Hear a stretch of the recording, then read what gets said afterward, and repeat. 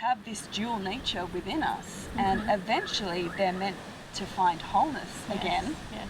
You know, one of the beautiful processes that I take with them is firstly understanding and activating the feminine, you know, or emotional counterparts of themselves, but also meeting the masculine part so they can become whole within themselves. And you know, someone that is whole within themselves is then in the right space to, you know, manifest or find other people, partners, friendships, you know, the right career, you know, anything at all. You know, when you find that wholeness, that's when, you know, the beautiful things that you really, really desire in life come to you with such ease and grace.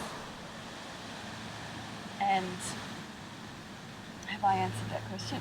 I think so.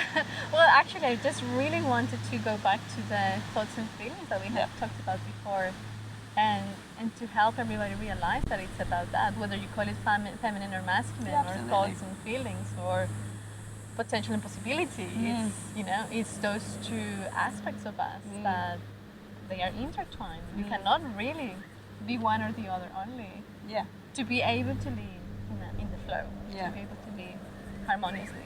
Yeah. Yeah, and it's really interesting. An example that, you know, I talk about a lot because it's just really simple to understand. But, you know, when we have thoughts and feelings, they really shape our experiences in our lives. And, you know, if you take, say, a young child that has its first experience of an animal like a dog is that it gets bitten by the dog.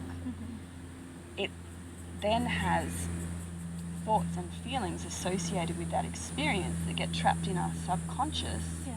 And probably if he or she doesn't heal that trauma, they will walk through life scared or fearful of any dog, thinking that that dog is going to bite them, but in reality that's not true. Not all dogs will approach with that, you know, action or energy. And that happens to us in every facet of life. We have thoughts and, you know, or happenings, and we trap the emotions and analyze it, and they get trapped in our body, and then we create these belief systems that then shape or give filter to the way that we, you know, view or perceive or, you know, experience and interact in our lives. But masculine and feminine energy is just thoughts and feelings, allowing them to be free, you know, allowing them to take their own natural or their own course of action naturally, you know, to just move. And, you know, like I was saying before, if we label an emotion, it becomes trapped. I say I'm sad. Well, am I sad every time I say I'm sad throughout that day? Probably I wouldn't have been if I'd allowed myself to just feel that sadness as it is and let it free. But if I keep going throughout my day saying I'm sad, I'm sad, I'm sad, or I go and tell you, run into you, oh, I'm sad today. Well, I was sad in the original moment. But now I've decided that I'm sad and I've labelled it. And it's become much more complicated to release that which was just meant to be a pure emotion in that moment. And for that moment. And for that moment. And, you know, we take that journey in the work that I offer. We take them to those spaces of conscious feeling. And people always have the same experience, you know, that incredible release, incredible insights, incredible awakening, you know, and tools to go home with and journey with that and deepen with that. So could we say that in a way you're helping them access their subconscious? Definitely. And marry again thoughts and feelings, but in a way that is supportive of each other. And a lot of the work that I do with people is deep into the subconscious to release and heal that which is stopping or blocking one element or many elements of their lives. Yeah. And it's the work that I do in my circles as well, because the moon really symbolizes or activates that subconscious nature within us, the hidden, beneath the conscious, subconscious. And the moon is, especially the new moon, is that dark, or a void of light, in our sky. It's where we can more easily access, or maybe when the subconscious surfaces within us, and if we don't make that conscious, we act out of the subconscious patterns, and that often is unhealthy, can be unhealthy, or unproductive, behaviors. So in your circles, which are these beautiful gatherings called sacred spaces, right? You work mainly with women. At the moment, I offer new moon circles for women. It is my intention to also offer for men and women full moon circles, because at the height of the full moon is when there is most sunlight reflecting onto the moon or off the moon, and the sun represents the masculine cycle. And so it's a beautiful time of celebration, but also when the masculine and feminine energies are at balance or at harmony with each other. So, I do work with men and women, and I've always taught men and women, but this is the first, I suppose, birth of something for me after coming out of, raising a small baby. And now I have the time and the space and the opportunity, and working with women is a real passion of mine. I've taken that journey with beautiful mentors myself, and done a lot of deep inner work, and because it's my natural passion to work with the subconscious, to work with helping people in general access that feeling nature and that healing nature, it's just very apt that this is the time, for me to offer back to women. And I think it's missing in our world as well. Yeah, well, I was going to ask you, like, what is the main benefit, let's say, of this experience, like from your own experience and opinion as a facilitator? Why is it important for us to gather? Well, from what we know, women have been doing this, since times. And women would always gather in the 3-day window under the new moon. And most of those women were so in sync with the new moon that was the time that they would bleed, or is the traditional time of bleeding, or releasing or shedding what has happened in the month leading to that new moon. And in that space, and under the new moon energy, it's the most healing, most nourishing, most nurturing time of the month. And they would have spent maybe the few days before then, preparing a feast, so they could literally just switch off and, have fun and share stories and share what's going on in their world, in order to release that and have amazing reflection and connection time. And so my intention behind running women's circles was, I suppose, predominantly all about human connection.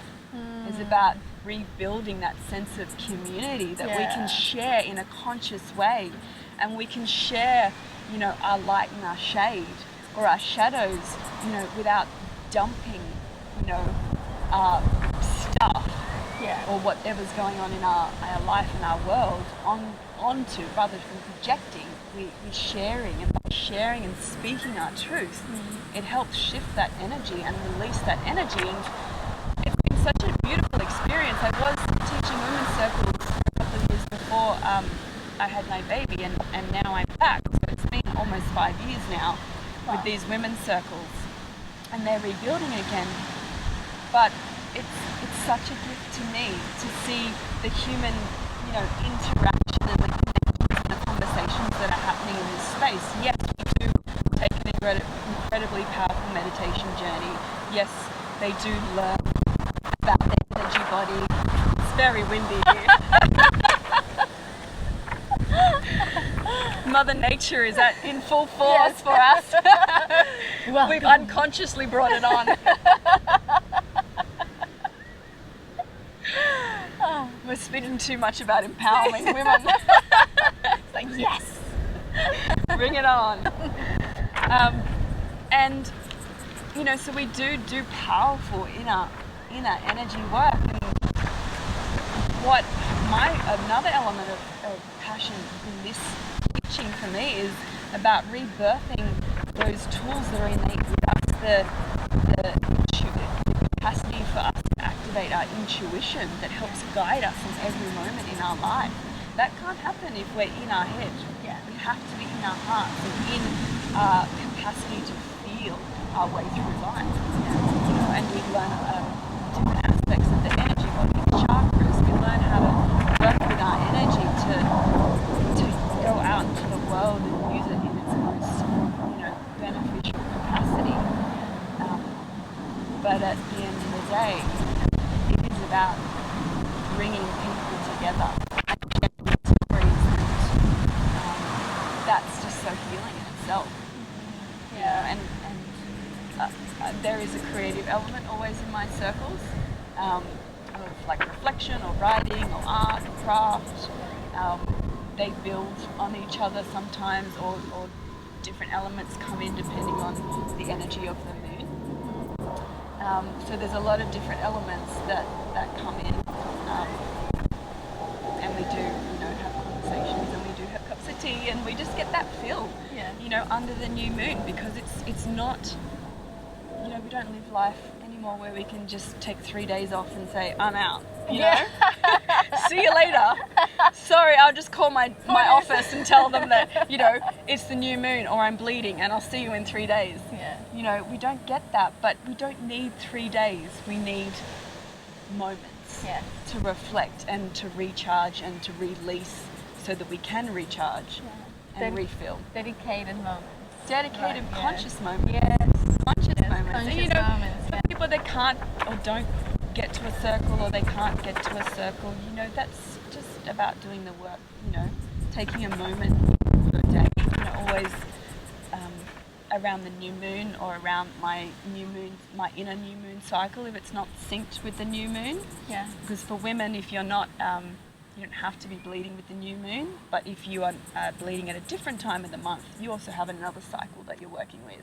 Interesting. So you have another new moon and a full moon to work with, another opportunity to release that energy and to manifest at the full moon or after the new moon that builds up to the full moon. So we do also learn a lot about moon wisdom. Beautiful. Which is goddess. To honor the moon is to honor the goddess, or the goddess that lives within ourselves. We honor the sacred space around us, but also within ourselves. Mm-hmm. This womb space governed by the moon, or the energy of the moon, is a sacred space of birth. Not just for children, but to birth new ideas, to birth creative projects, to birth new relationships, to birth new phases of life, to go through rites of passage and be reborn, into that energy consciously. And if we don't do that, we fall into the unconscious, which can give rise to depression, or, maybe it manifests as, anger or hurt, or just disconnect in life, or, the inability to tune into, our heart and our soul's desire, or to follow, our intuition or our gut instincts. So these women that are, have been coming and they've been sitting with me, and all circles, there's a lot of circles around the world now, women's circles, and it's really beautiful to see. It's just an opportunity to reclaim that aspect of yourself and to learn how to live consciously with the cycles of life. I love that. I love that idea, because really everything is a cycle. Even our breath is a cycle, right? And we're constantly being born and dying and creating, and every day. Yes. Every day the sun rises and we open our eyes, and that light, that fire, that life force enters our eyes, and we are reborn. Yeah. And every night when the sun sets, it takes, there is a time in the afternoon where the sun kind of goes behind the hill and you feel this shift, like the solar, the energy, the masculine counterpart to, the energy breathes out.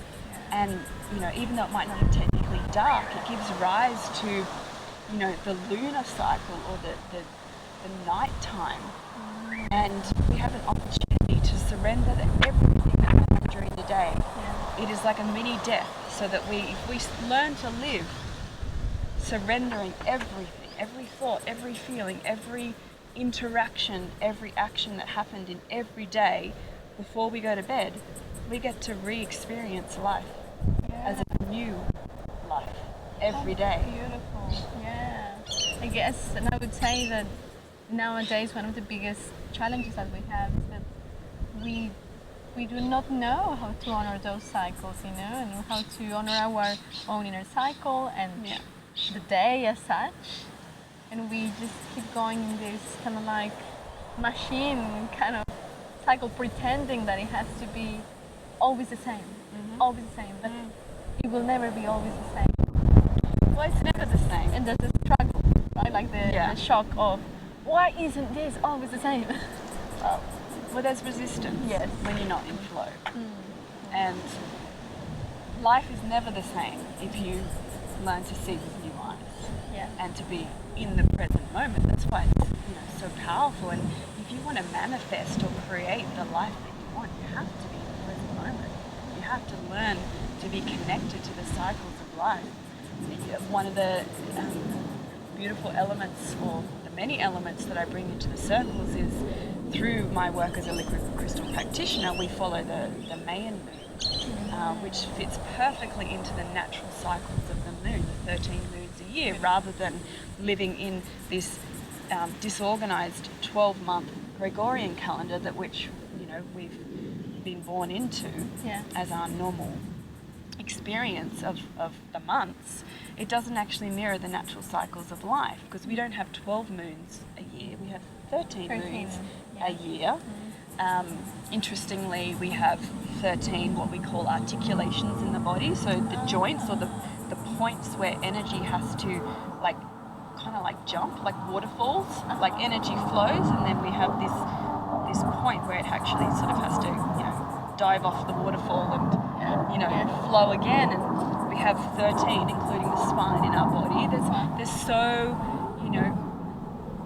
much going on in our physical reality that mirrors nature, and we've just forgotten or haven't been taught how to attune to that or be conscious or aware of that.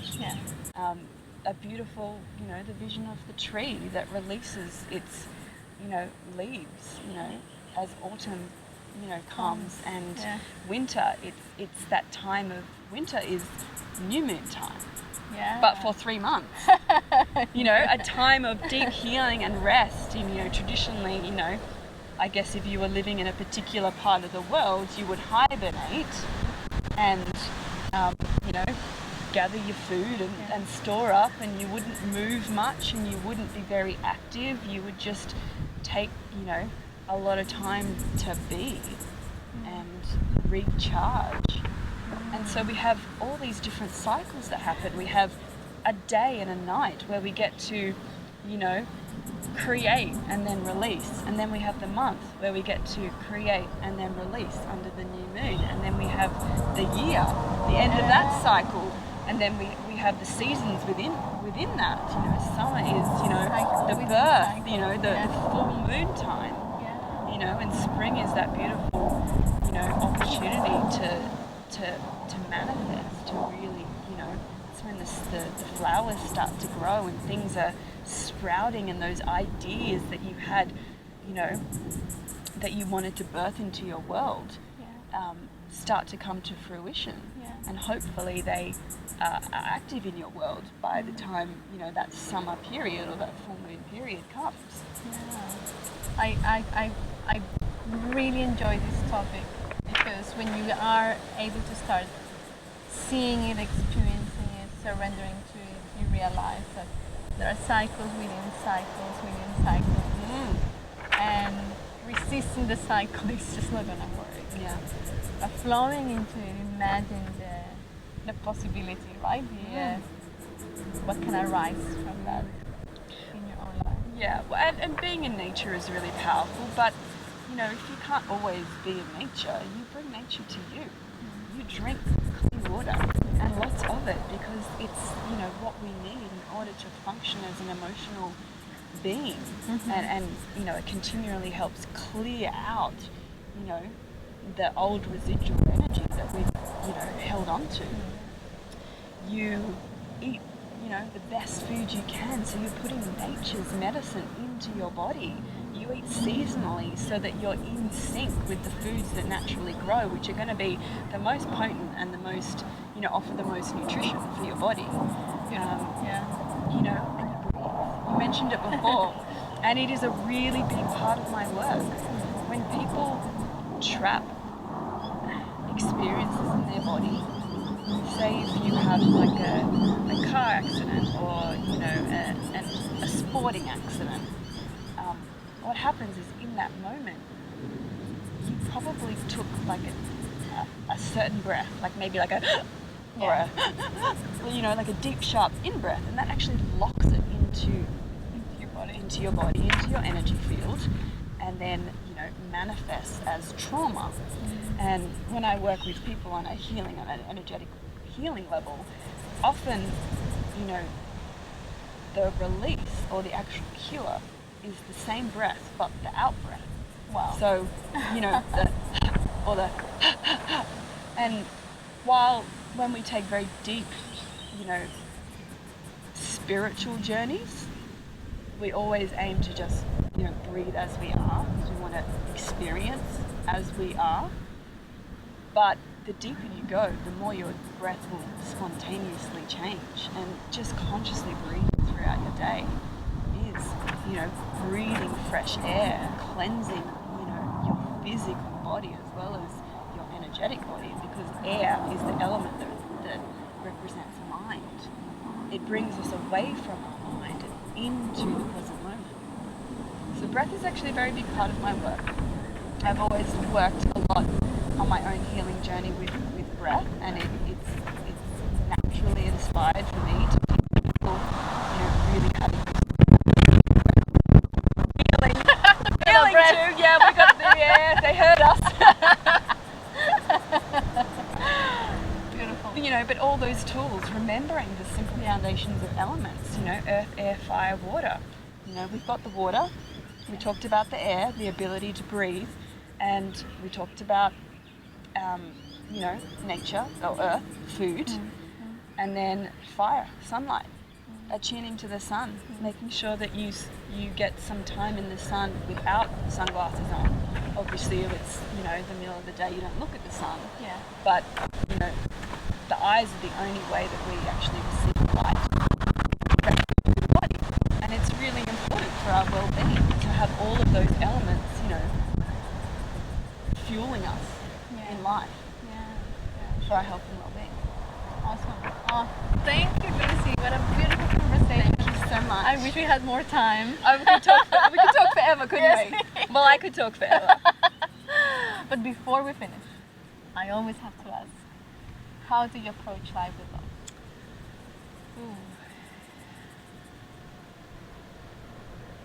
Well, you know, in my journey and understanding, you know, energy and love, especially love, you know, peace is what we aim to be, but love is the substance. You know, love is the energy that, you know, we are. And I guess in my life, the journey has been about being, the beingness of who I am. If I am being present, if I am being truthful, if I am being true to who I am, you know, then I get to experience being the love. And you can't create an act of love without being love yourself. Yes. You can't give love. In fact, I don't believe that we we actually technically give or receive love. We either be love or we're not being love. We're being love or we're not being love. And, you know, that beingness is what emanates and resonates, you know, and you feel it in people. You know, because you can't share a thought, but you can share a feeling. And you can share the beingness of being that love, and that's the greatest gift you can give in this world, is to, you know, learn how to love yourself and access that state of love, you know, in every moment, or even just the state of acceptance, you know, throughout your life, throughout your day, throughout every moment and every breath. And, you know, when you are that love, you know, you give so much to the world. Yeah. You don't even have to think. It's just be. Just be. Just be. Yeah. Beautiful. It's a beautiful way to live. Ah, Lucy, thank you, and thank you for making time. Oh, another friend. Hi, Sophie. Hello. Thank you so much. Thank you, Lucy. It's been a beautiful and very deepening chat. And I think many people are going to feel like their hearts are starting to crack open, you know, and experience a little bit more of who they truly are. So I really thank you for your time, for your wisdom. And if people want to find you, where can they go? So my website is lucy@lucyproud, that's proud.com.au, but I'm mostly on Instagram these days, just Lucy Proud, one word. And you can find me there. I always post the next Women's Circle that's coming up, and any other little pieces of inspiration, and I will be doing more in the new year. Beautiful. Lovely. Well, thanks to all the listeners. Please excuse the wind, but you know, we have to surrender to nature. In perfect order. In perfect order, yes. Thank you to all the people who are Thank you, watching guys. us. We'll see you next week. Mwah.